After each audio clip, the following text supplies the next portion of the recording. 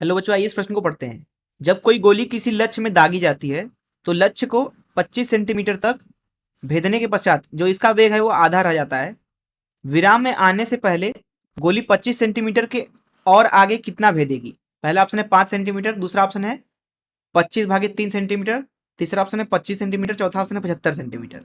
आइए इस प्रश्न की मुख्य अवधारणा की चर्चा करें। मुख्य अवधारणा अवधारणा मान लीजिए ये कोई एक वस्तु है। अभी इस क्षण पर इसकी गति मान लीजिए u है। हम क्या करते हैं कि इसकी गति के विपरीत दिशा में एक त्वरण लगाने लगते हैं और ये त्वरण है नियत। और मान लीजिए t समय के पश्चात s दूरी चलने पे, यहाँ पे जो इसने दूरी चला वो s दूरी है, उसके बाद इसका जो गति हो गया वो v हो गया, क्योंकि गति यहाँ पे घटेगा। इस दिशा को धनात्मक बोल देते हैं, इस दिशा को ऋणात्मक। तो यहाँ पे हम लिख सकते हैं v का वर्ग बराबर u का वर्ग धन 2 गुणे a हो जाएगा ऋणात्मक गुणे s।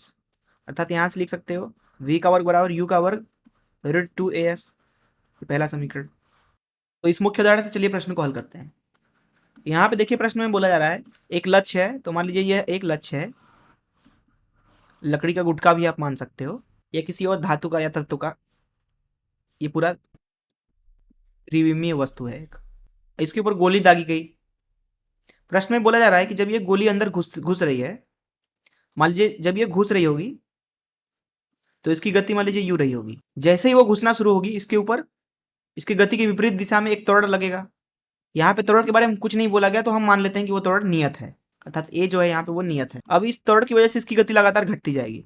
प्रश्न में बोल रहे हैं कि जब ये 25 सेंटीमीटर पहुंचता है अंदर, 25 सेंटीमीटर जब ये दूरी तय कर लिया, तो यहाँ 25 सेंटीमीटर पे इसकी जो गति है वो आधी हो गई। अर्थात यहाँ पे जो इसकी गति है मान लीजिए v इसको बोल देते हैं, तो ये है u/2। प्रश्न में बोला जा रहा है कि जब ये विराम पे आएगा, मान लीजिए कुछ और आगे जाता है, तब वो और कितना आगे चलेगा। अर्थात मान लेते हैं कि और ये x दूरी चलता है, तो इसी x का मान हमें पता करना है। देखिए इसको यहाँ पे बोल देते हैं बिंदु a, यहाँ पे इसको बिंदु b और यहाँ पे इसको c। तो पहले a से b के बारे में बात करते हैं। जो गोली है कुछ इस तरीके से वो जा इधर रहा है, थोड़ा उसके विपरीत लग रहा है। इधर की दिशा धनात्मक मान लेते हैं, इधर की दिशा ऋणात्मक।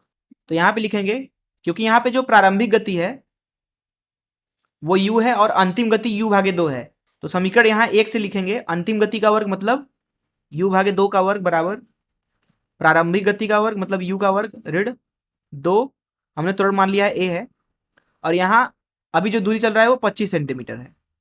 मीटर में बदल लेते हैं इसको, 10⁻2। तो यहाँ से मिलेगा आपको u का वर्ग ऋण u का वर्ग भागे 4 बराबर 2a 25 गुणे 10⁻2। यहाँ से मिल रहा है आपको 3u का वर्ग भागे 4 बराबर 2a गुणे 25 गुणे 10⁻2। अर्थात u मिल रहा है आपको 4 गुणे 2 गुणे a 25 गुणे 10⁻2 भागे 3, और ये पूरा वर्गमूल के अंदर। अथवा u का वर्ग आप लिख सकते हो 8 गुणे 25 गुणे a गुणे 10⁻2 भागे 3। इसको समीकरण a बोल देते हैं।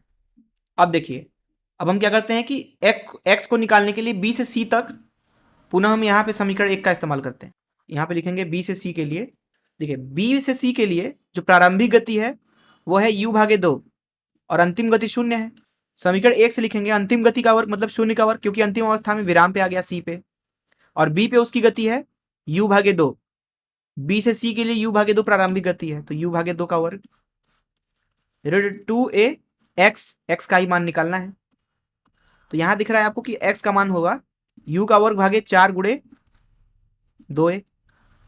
u का वर्ग आपको पता है समीकरण a से, तो उसको रख देते हैं यहाँ पे 8 गुणे 25a गुणे 10⁻2 भागे 3 गुणे 4 गुणे 2a।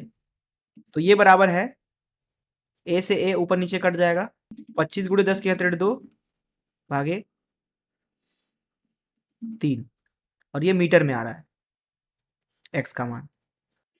तो इस सेंटीमीटर में यहाँ पे लिख सकते हैं इसका मान 25/3 सेंटीमीटर के बराबर। आइए देखते हैं कौन सा ऑप्शन सही है। जैसा कि यहाँ पे आप देख सकते हैं कि बी ऑप्शन सही है। मैं आशा करता हूँ कि आपको इस प्रश्न का हल जरूर समझ में आया होगा। धन्यवाद।